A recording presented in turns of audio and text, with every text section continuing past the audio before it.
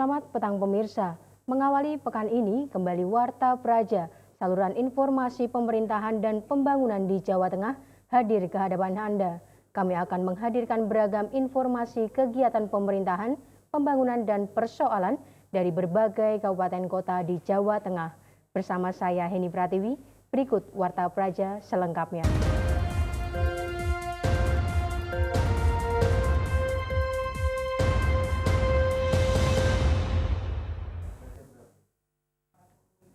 Pemirsa, penyegelan sejumlah tempat hiburan karaoke di Pati diwarnai kericuhan. Kericuhan terjadi pada saat petugas Satpol PP dan polisi melakukan penyegelan di tempat karaoke karena dianggap melanggar perda. Namun, pemilik karaoke tetap bertahan dan melakukan perlawanan karena menganggap di dalam keputusan PT UN tidak ada perintah penyegelan tempat hiburan karaoke. Penyegelan sejumlah tempat karaoke di Pati diwarnai perlawanan oleh pemilik karaoke. Satpol PP bersama pihak kepolisian yang hendak menyegel tempat hiburan karaoke dihadang ratusan massa pemilik karaoke. Aksi saling dorong dan pukul pun tidak terhindarkan. Satpol PP yang terus merangsek dihadang oleh massa sehingga saling pukul dan dorong pun terjadi. Akibat peristiwa tersebut, jalur Pantura Pati Kudus padat merayap hingga 2 km. Kuasa hukum pemilik karaoke, Nimerodi Gule, mengatakan, menurut keputusan PT UN bahwa Perda nomor 8 tahun 2013 tidak dapat diperlakukan pada tempat karaoke yang telah ada sebelumnya, sehingga tidak ada alasan bagi Satpol PP untuk menutup tempat karaoke. Nggak mudah hukum, belajar. Kalau belum tahu baca putusannya, udah ada putusannya kok nggak dibaca. Kok ngeyel. Nah, saya katakan kalau mereka mau ngotot, teman-teman pada ngotot.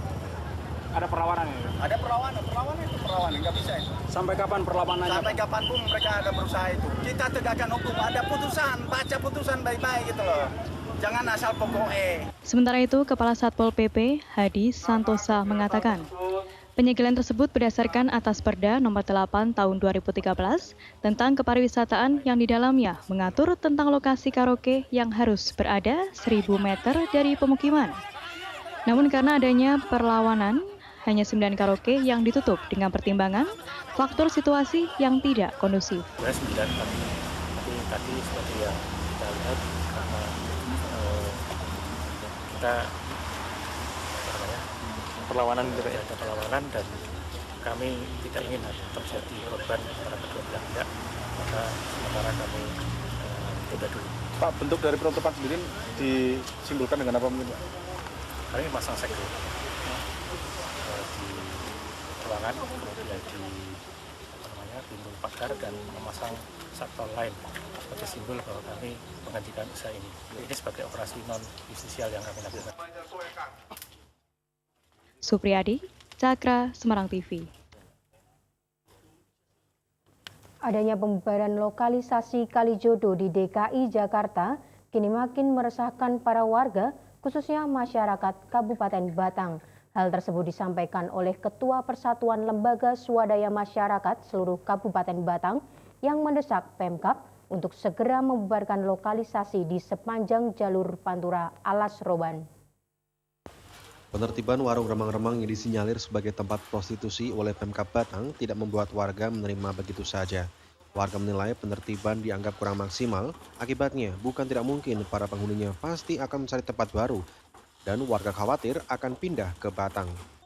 Subhan Maulana, Ketua Paguyuban Persatuan Seluruh LSM Batang, mendesak pemerintah kabupaten setempat untuk segera membubarkan tempat-tempat yang dijadikan sebagai kawasan prostitusi.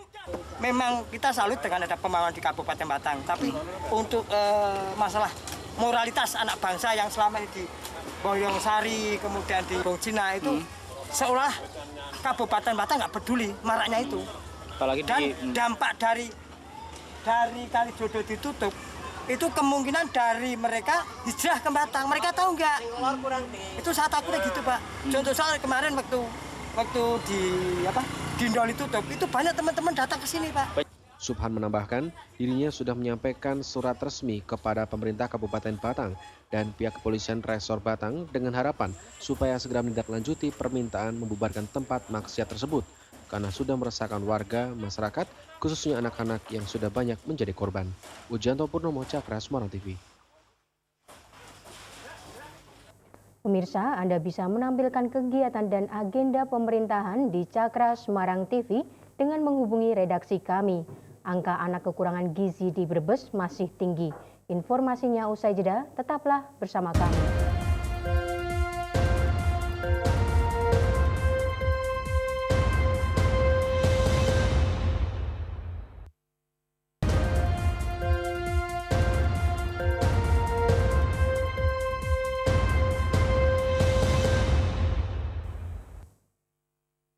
Terima kasih masih bersama kami dalam program Warta Praja. Pemirsa, jumlah anak penderita kurang gizi atau stunting Brebes hingga akhir tahun 2015 masih berada pada angka 42,7 dari jumlah penduduk sekitar 2 juta. Untuk menekan jumlah anak kekurangan gizi, pemerintah menggalakkan gerakan makan telur dan minum susu di kalangan anak usia dini. Data dari Dinas Kesehatan Kabupaten Brebes menyebutkan jumlah warga yang mengalami stunting atau kekurangan gizi masih tinggi, yakni mencapai 42,7% dari jumlah sekitar 2 juta penduduk. Angka stunting yang masih tinggi menunjukkan masih banyak warga, terutama anak-anak yang kekurangan asupan gizi kronis dalam anak yang mengalami stunting tidak hanya kondisi fisiknya lebih pendek dibandingkan anak sebaya yang sehat, tetapi juga mengalami masalah pada fungsi kognitifnya. Akibat kekurangan gizi, prestasi di sekolah pun juga tidak maksimal. Untuk menekan angka penderita kurang gizi, pemerintah setempat menggalakkan berbagai upaya dengan melibatkan seluruh elemen masyarakat, antara lain meningkatkan kesejahteraan masyarakat agar angka stunting bisa ditekan. Pencegahan juga dilakukan dengan menggalakkan gerakan makan susu dan telur setiap hari Jumat di sekolah-sekolah. Gerakan penambahan gizi anak ini melibatkan berbagai instansi, di antaranya Dinas Pendidikan, Dinas Peternakan, dan Dinas Kesehatan.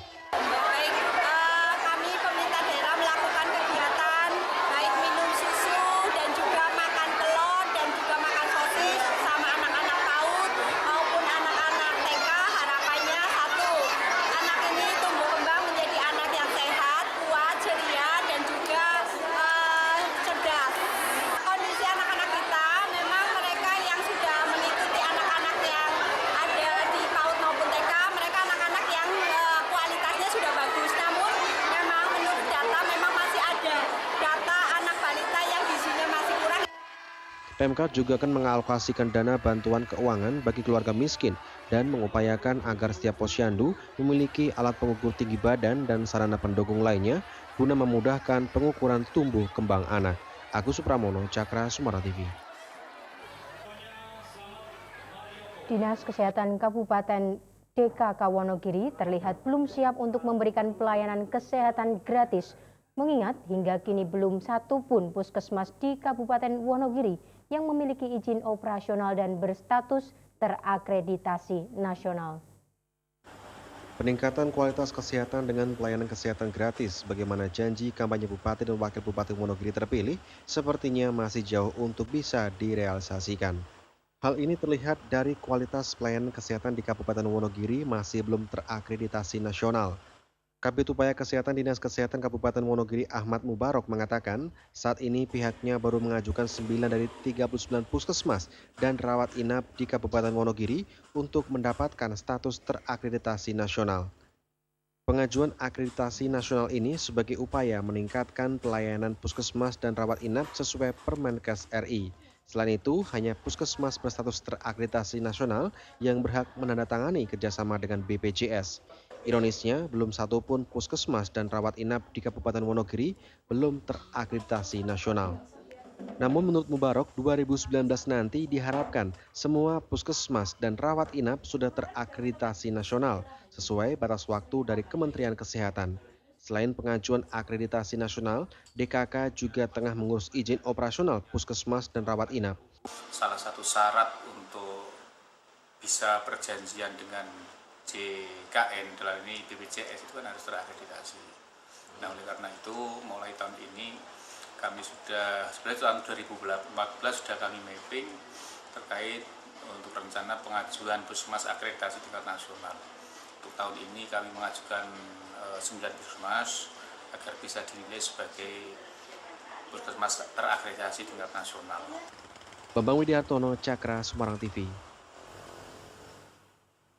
Pemirsa, Anda bisa menampilkan kegiatan dan agenda pemerintahan di Cakra Semarang TV dengan menghubungi redaksi kami. Tetaplah di Warta Praja, saluran informasi pemerintahan dan pembangunan di Jawa Tengah.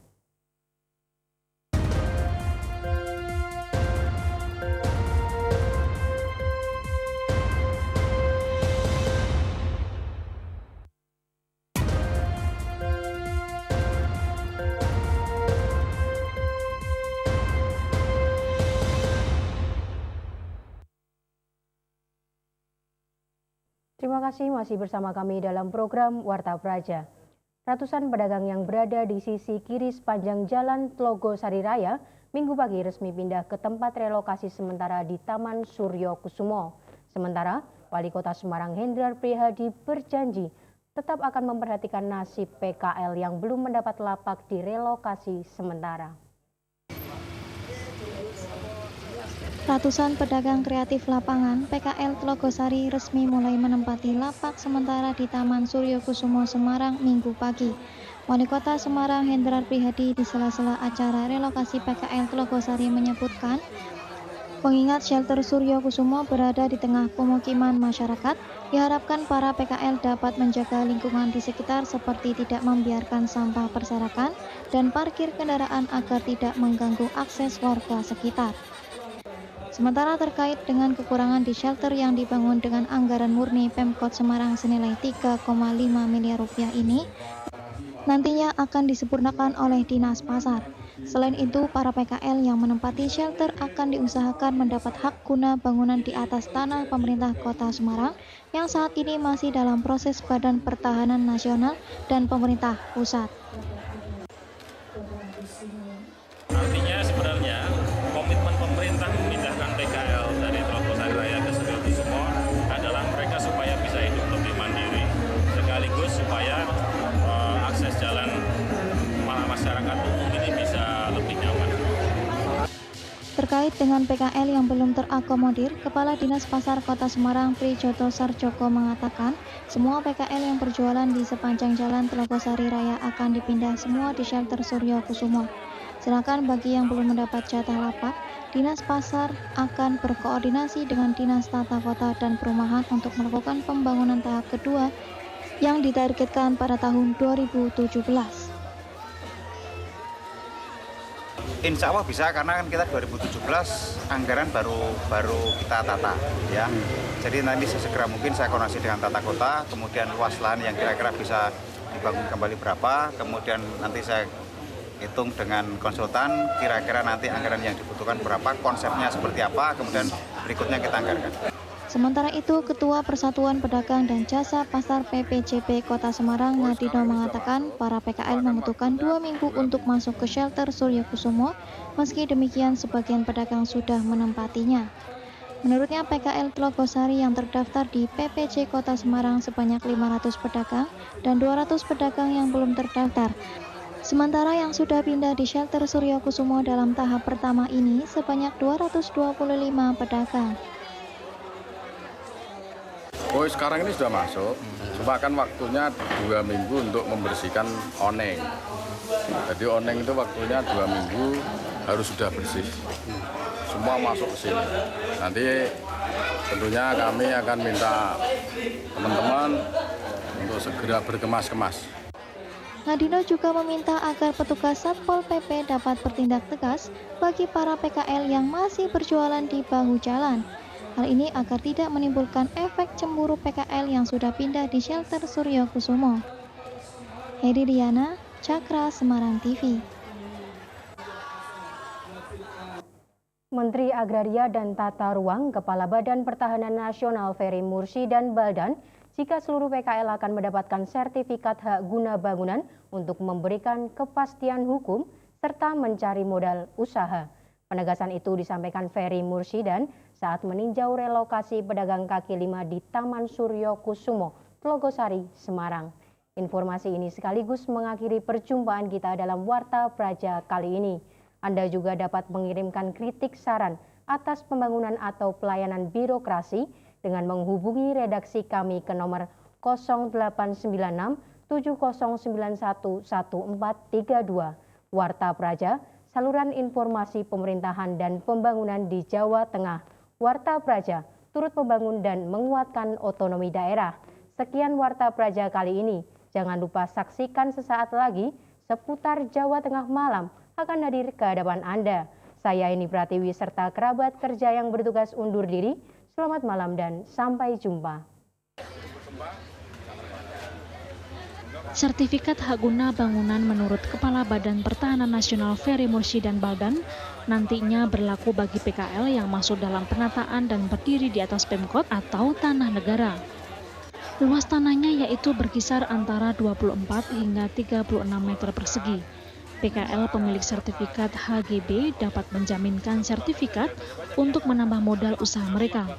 Ferry juga menegaskan, jika pemerintah kota maupun kabupaten sudah melakukan penataan PKL, pihaknya menjamin petugas PPN akan datang membantu melakukan pengukuran sebagai syarat penertiban HGB. Selain itu, pedagang nanti tidak perlu khawatir lagi untuk mendapatkan pinjaman karena pihak bank yang sudah bekerja sama dengan pemerintah akan mendatangi pedagang untuk membicarakan teknik pinjaman juga angsuran. Kita meminta ke bank, tapi memang bank itu mau kerjasama kita ketika kita menyampaikan bahwa kita punya permen yang memberikan hak pada PKL ya HGB bagi PKL yang itu berdua fungsi. Yang pertama adalah kepastian secara hukum untuk mereka bisa tetap berdagang. Yang kedua adalah memiliki akses ekonomi, itu bisa diagunkan. Penerbitan sertifikat HGB atas properti yang dimanfaatkan PKL untuk usahanya memiliki dua fungsi yang menjadi sasaran. Pertama, penegasan dan pengakuan atas perlindungan negara terhadap legalitas dan keberadaan pedagang menempati tanah yang digunakan. Kedua, sertifikat dapat diagunkan kepada lembaga keuangan formal seperti perbankan untuk memperoleh tambahan modal. Dengan demikian, pelaku usaha informal kini dapat menikmati fasilitas pendanaan dari lembaga formal. Heri Diana, Cakra Semarang TV.